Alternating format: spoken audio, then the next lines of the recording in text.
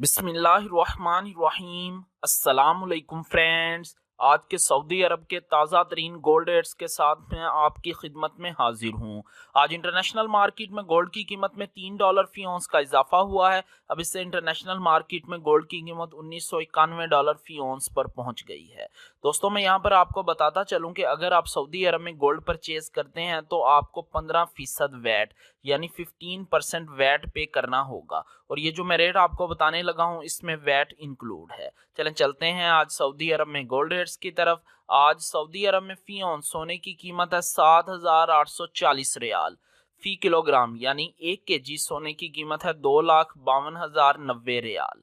18 carat gold की फी ग्राम कीमत है 189 रियाल और 7 हलाला। 18 कैरेट गोल्ड की फी 10 ग्राम कीमत है 1,890 रियाल 70 हलाला।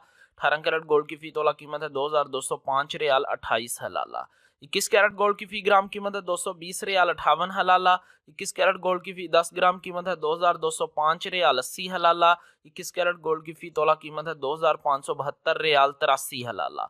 22 कैरेट गोल्ड की फी ग्राम कीमत है 231 रियाल 7 हलाला। 22 कैरेट गोल्ड की फी 10 ग्राम कीमत है 2,310 रियाल 70 हलाला। 22 कैरेट गोल्ड की फी तोला कीमत है 2,695 रियाल 15 हलाला।